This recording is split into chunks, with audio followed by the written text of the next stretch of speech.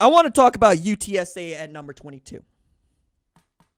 Many of you who are fans of the show and troll the show, by troll I just mean like troll, not TROL, but TRAWL, like you're looking for new content on the show.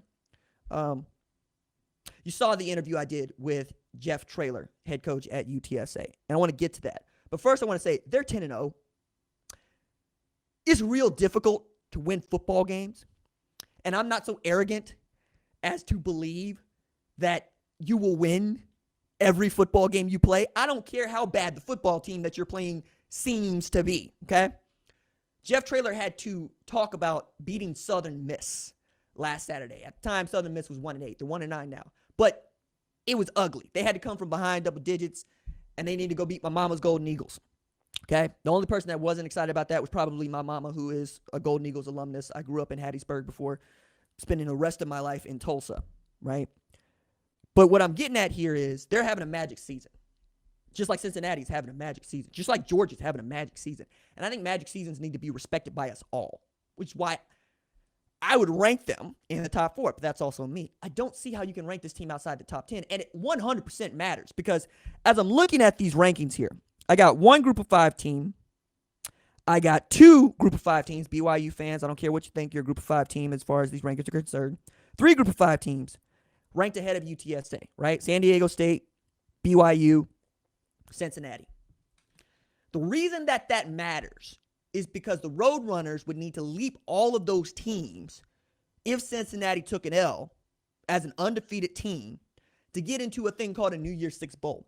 And that matters. You know why that matters? Money at the start, right? You get paid a lot of money for playing in a New Year's Six Bowl. That's why group of 5 teams want to play in New Year's Six Bowls, because they're worth a lot of money. Okay? That's one. The second is respect their gangster. You know what I mean? Like, I don't care if it's the Conference USA. I don't care if it's the WAC. I don't care if it's the Wiggity Whack. Being 10-0 needs to matter. And then when they go and beat UAB, if they go and beat UAB, y'all are going to look at that and be like, oh, they beat the 3-time defending conference champs. Come on, man. Like, there's nothing else they can do. And in this way, they're kind of in the same boat as a Luke Fickell and a Cincinnati. They have to just continue to win and plead their case.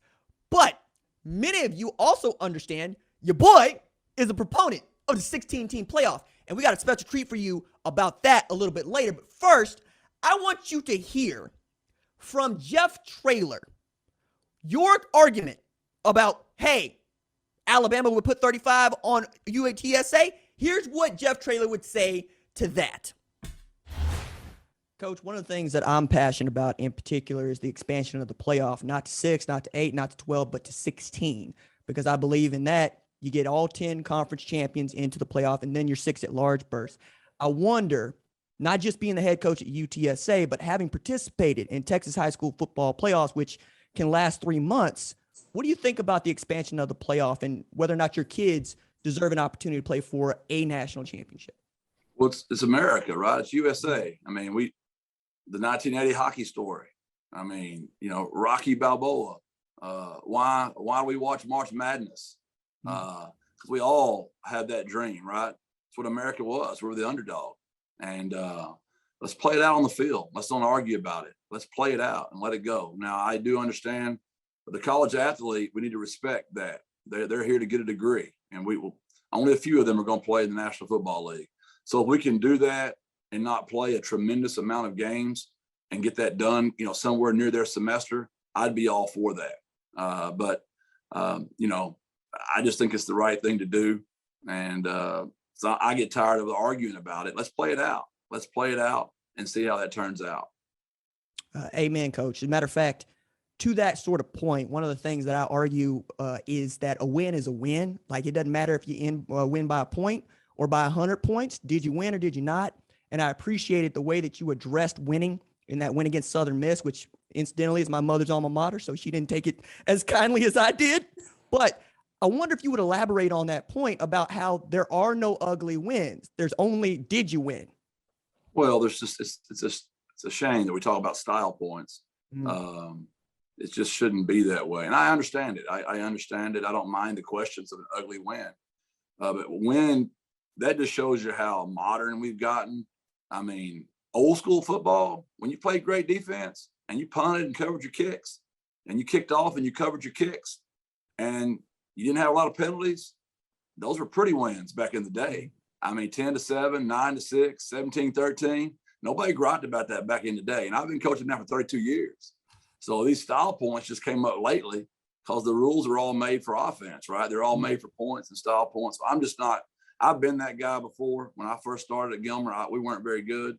And I had guys that could have ran it up on me and some guys that did run it up on me. And that's okay. I can't control that. But we're going to take a knee when you're supposed to take a knee. I wasn't sure Will was going to call his timeouts the other day. So we ran the ball and we got down there. I could tell Will wasn't going to use his timeouts. So when he did that, I was going to take a knee and get out of there. I'll be devil's advocate. What if I would have handed the ball to Sincere and he would have gotten hurt? I mean, what would somebody said then? What if my center would have gotten hurt at that moment?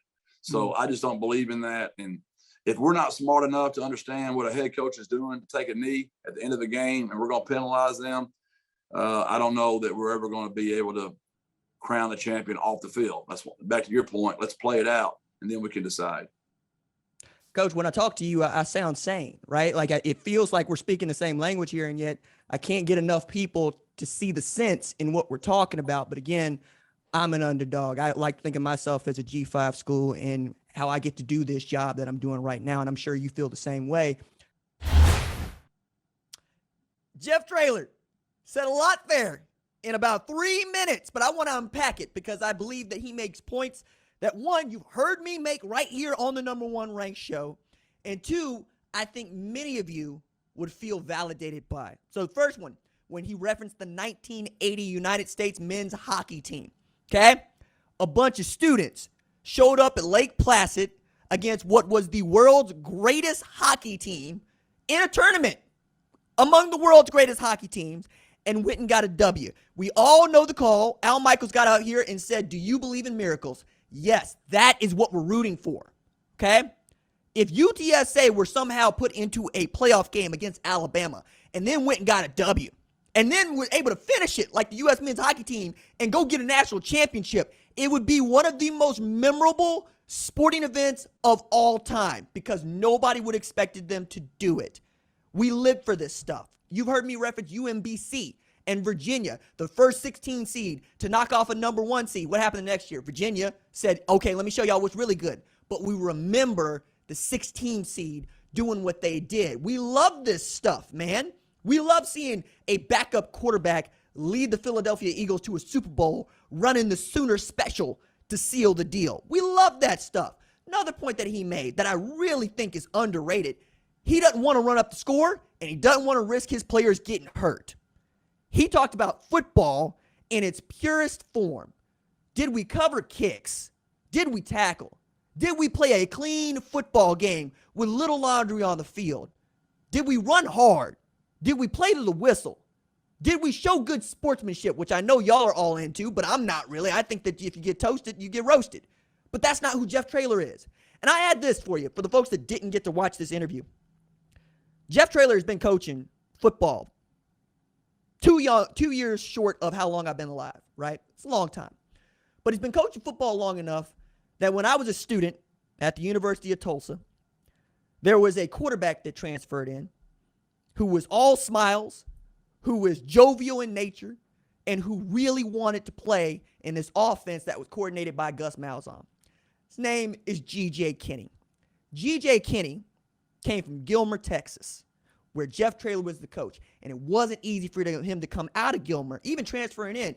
It was a headache and a heartache. And yet that dude showed up and finished as one of the greatest Texas high school quarterbacks of all time. And he has since played professional football and is the offensive coordinator at Central Florida. What I'm saying is he's also raising really good dudes, all right? Like GJ's wife, Summer, was on the cheerleading squad with me, right? I got to know them, and I got to speak to what kind of person he is and who the people are in his life. So to know that a guy like Jeff Traylor helped give us a quality coach and a quality man like G.J. Kinney means the world to me, and he's doing it again. Sincere McCormick is that dude. Story that Traylor related about Sincere McCormick, who is his star player, tailback, is not about not wanting to take reps away from the rest of the guys on the team, and probably gave up the rushing title last year because he didn't want to do that. Going into spring ball earlier this year, he and others gave up their numbers so that they could earn them back. Now, I don't know about you, but my number is like my name. I think of it as my identity. It belongs to me. I don't want to give it up for nothing or nada. It's the reason why you hear these stories about what Tom Brady is willing to do to get that number 12, right? Whether or not Odell was going to wear number 13 or number 3 at LA, because those things matter.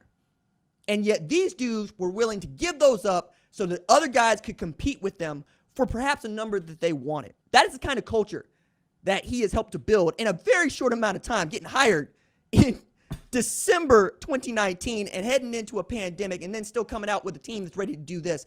They're on their way up just 10 years after starting the football program. One more thing I want to reference in regard to Coach Traylor, who is fast becoming one of my favorites. He recruits his local area and recruits it hard.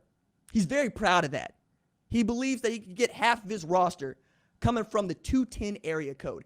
And those of you that have watched this show and watched me for some time know I believe every great football team has at its backbone dudes that are from the area. Our kids, my kids is the way that I refer to them in the state of Oklahoma, particularly in the Tulsa Metro. We all believe our kids can go play ball and that our kids playing ball at home means that much more because they grew up around it. They were raised around it. They're playing for more than just themselves and their teammates. They're playing for their family in the stands every other home game. It matters. It's another immeasurable that we get to count. To know that you're able to build that sort of program in this day and age is remarkable to me. That they have a chance to be 11-0 on Sunday is remarkable to me. I don't understand why we do not root for that, because when we talk about what college football isn't, and I'm good at that, we could talk about Alabama getting all the 5 stars, putting together the best recruiting class of all time. Or we could talk about what it is, which is a guy like Jeff Traylor, who has decided to sign a 10-year extension because he feels he was led to UTSA. Because in his word, he's convicted to the place. He feels a level of conviction. And I say this about conviction. You got to have experience to have conviction. And you can't have one without having one. He's got experience, man. He coached at Texas. He coached at Arkansas. He coached at SMU. Got a shot at UTSA, and he's been coaching his butt off since getting it. I love winning. It means the world to me because it's so hard to do, right? I always say that the people that don't want to talk about the record are the people who are losers. And I mean that sometimes as a pejorative, but I also want to highlight you're stumping for a team that hasn't done what this other team has done. Are we about fairness, right? Or are we about what you think? Because the one thing I really love about sports is that it was supposed to be fair. It meant that if you line up, you go play, right? That's it. Who cares what your record is when you're playing football? If I beat you, I beat you. Sportsmanship is admitting that I beat you. Okay? It's why I'm a big fan of a thing called a 16-team college football playoff. Thanks for watching this video. And remember, hit that subscribe button so you don't miss any other videos on the #1 ranked show YouTube channel.